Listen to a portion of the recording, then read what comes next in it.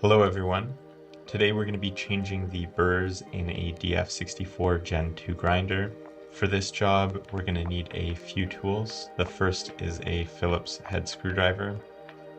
The second is a long narrow tool, something like this. This is a pick tool that I use. Next you're going to need a rag. And lastly you'll need some food safe grease for reassembly. We sell these single-use food-safe grease packets on our website. To get started, we're going to take all of the accessories off the machine. So we'll remove the bellows,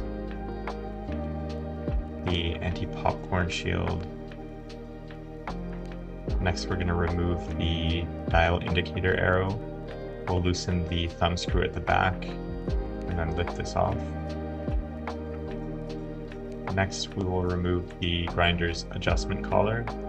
To do this, we're going to rotate the collar in the coarse direction until it is free from the grinder. Then we can lift it off, and we have access now to the burr chamber when we remove the upper burr carrier. Take note that one of the three tangs that locates the upper burr carrier on the grinder has a black mark. We just need this for reassembly. We're going to start with the upper burr. We'll take the burr carrier, hold it firmly with one hand, and then crack loose the three screws that are holding the burr in place.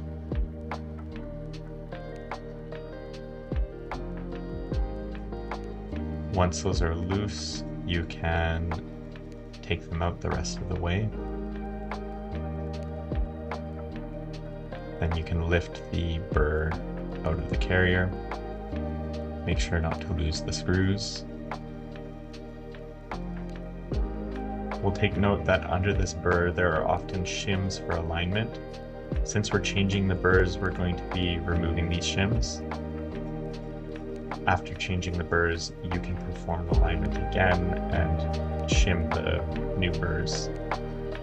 You'll also notice a silicone O-ring. This needs to stay in place. It's to prevent coffee grounds from going underneath the burr. We're pulling out our new burrs. These are SSP burrs, and the upper and lower burr on SSP burrs are slightly different. You'll want to take note of which one goes on the upper burr carrier. If you look on the back of the burrs, you'll notice the upper burr is indicated as the fixed burr.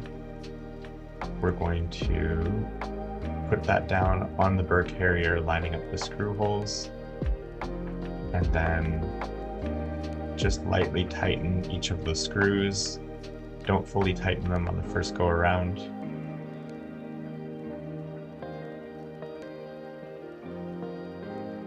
Once those screws are in place, we'll get a firm grip of the burr carrier again, and we will go through and tighten each of these down. Make sure that you evenly tighten them.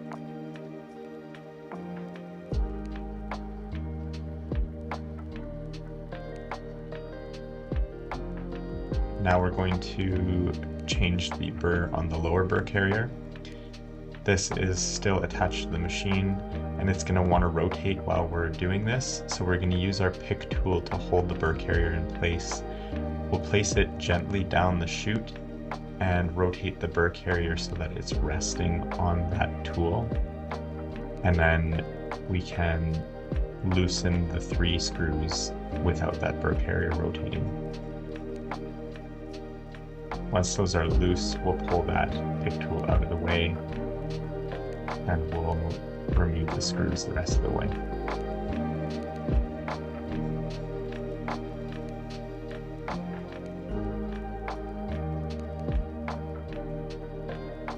Now we can remove those screws.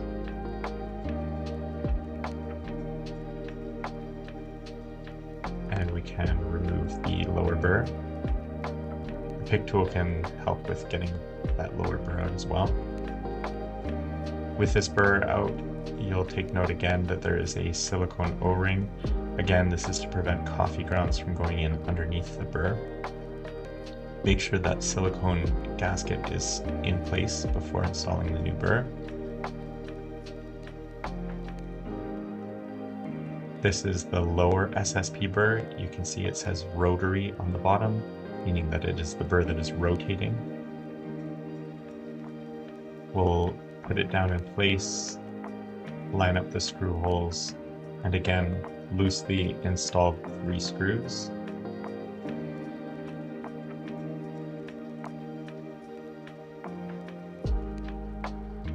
Now we'll put our pick tool in again, this time on the opposite side of the sweeper arm of the burr carrier. And then we'll tighten the 3 screws down. Again, you need to try and tighten these screws evenly.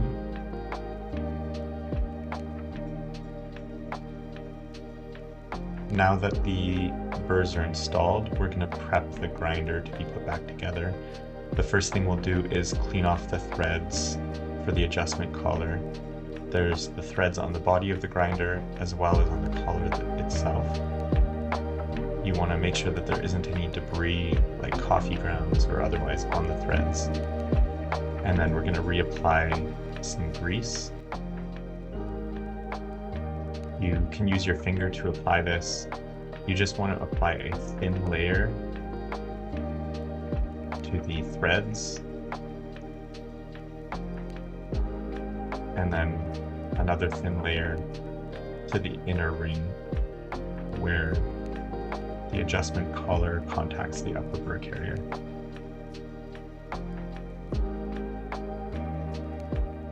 We're ready now to put everything back together, so we'll put the upper burr carrier back on.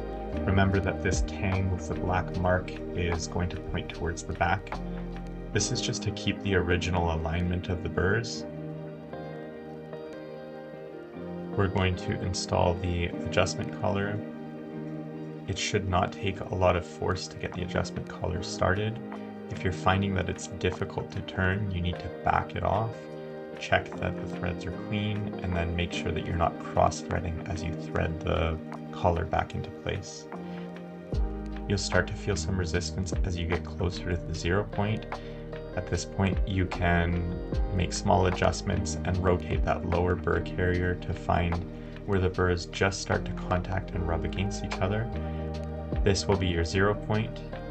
Now we can reinstall the indicator arrow and point it at the 0 mark on the ring.